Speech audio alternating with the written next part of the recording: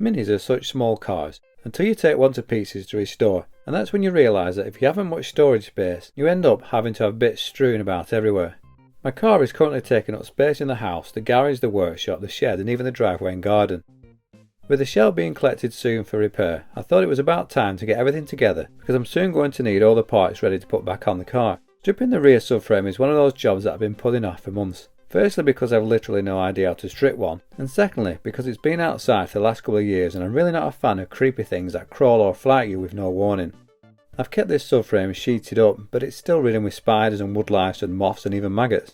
Now the subframe is goosed and I was going to scrap the entire lot, but I wanted to see how everything was put together and learn what all the different parts were. So originally the plan was just to purely strip it down in any which way that I could, then scrap the whole lot. But after speaking with Dennis, who's been helping to guide me throughout the restoration, I soon realised how much money I could save by rescuing some of the parts. The radius arms need saving, as apparently they aren't made anymore, and Dennis has said that he can get the brackets cleaned up to look like new. So this video isn't going to be a how-to, or it's not any kind of guide. It's just me removing the parts from the subframe any which way that I can and filming for my own personal reference as part of the series. I did try reading and understanding the Haynes manual instructions for the video, but it was all a bit too confusing as I'd never done it before and I didn't really have a clue what parts were what. The first thing I did was to cut away the handbrake cables, which were actually tougher than I was expecting, and any brackets that I removed I put away for Dennis to look at later on.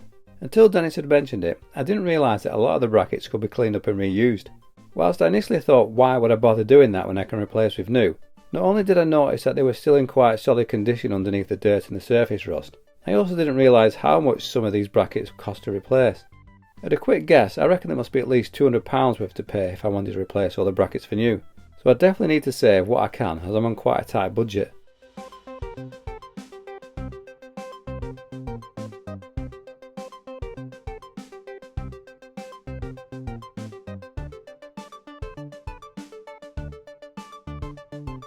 I'm not 100% sure what all the metal pipes are. I'm assuming most of them are for the brakes and maybe for fuel. But these are getting binned as I need to make sure that these are in good order and fitted properly. And I'm not sure what's been messed with previously over the last 40 years of the car's life. And I'm pretty sure that pipes didn't come standard fitted with tie wraps. The drums and the hubs are something I plan on replacing, and there is damage to these, so all that mattered to me was to remove them in any way I could.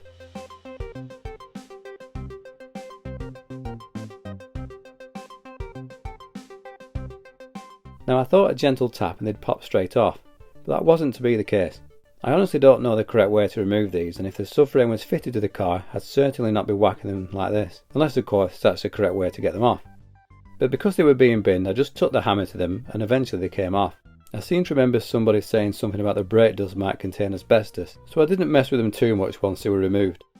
The hub nut is behind a cap which popped off fairly easy, and I'm hoping that these can be bought new because these aren't in the best condition, but the hub nut came off with ease. It was actually fairly loose, so after removing the split pin all I had to do was pretty much unscrew it by hand.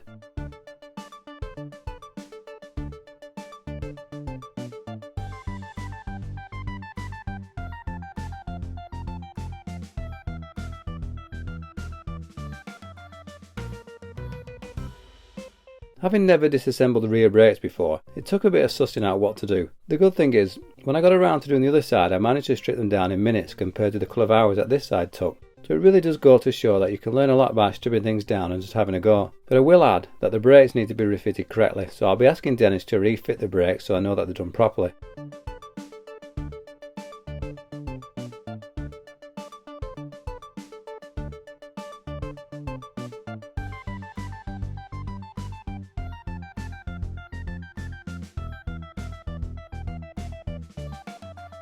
Three bolts held this place onto the radius arm and they came off fairly easy. These parts are too rusty for my liking, so I'm hoping that they can be bought new, because I'd not be happy putting these back on. Plus I've hammered them to bits, to be honest.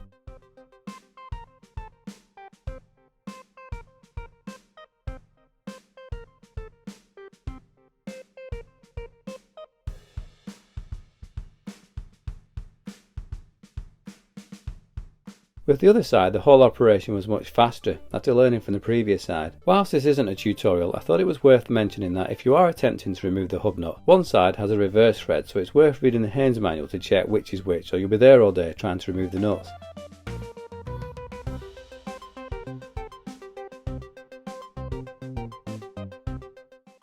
The bracket holding the radius arm to the subframe has 4 nuts holding it. It took me a while to suss this out because mud covered up 2 of them, so I was initially a little bit puzzled when I couldn't remove it after removing the 2 that were visible. A couple of the bolts sheared when I tried to remove them, but I'm intending on using new nuts anyway.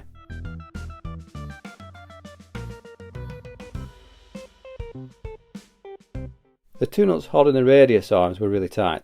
I used the impact wrench to loosen them up, and if you've ever removed one of these you'll probably understand why I had issues removing the nuts, because the whole shaft spins when you turn the nuts, but it was a case of loosening one, retightening it, and then allowing me to loosen the other end.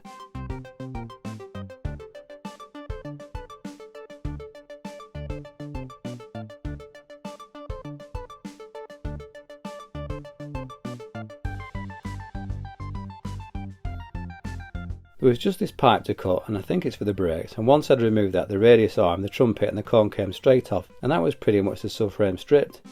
I hadn't realised that my camera had run out of battery at this point, so I didn't have the footage for these 4 brackets that I took off, but it's definitely worth saving these if you can, as once cleaned up I can see them looking like new, and if you look at how much new ones cost, there's a significant savings to be made to reuse them, although thankfully if they are damaged then at least I know I'll be able to replace them with new ones.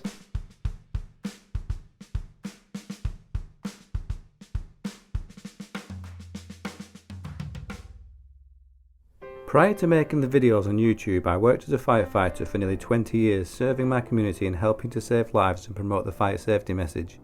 Unfortunately, an accumulation of many upsetting scenes became too much for my mind to cope with, and after years of failed therapy I was retired from the service on the grounds of ill health and signed off medically from any employment. To keep myself busy, both body and mind, I developed an interest in woodworking and car mechanics, and with already having a hobby in filming and music, I combined my interests and started making videos here on YouTube, filming, editing and composing my own music for my woodworking and car restoration channels Smugwood and Smugwood Mini. Unfortunately, to produce such videos comes at a price, and with minimal funds after being retired from employment, I've turned to Patreon to see if there is additional support out there which could allow me to continue making the woodworking and car restoration videos. In return for support, there are various levels which are explained in more depth at the Patreon link below, but includes the chance to win one of my YouTube projects made throughout the year, and also inclusion into random prize draws open to patrons only. In addition, I'd like to thank everybody who already subscribes to my channels, or watches, comments, likes and shares them, as it all goes to help support my channels, and for that I'm really appreciative. It's my hope that I can continue making the videos for the foreseeable future. Thanks once again for your continued support.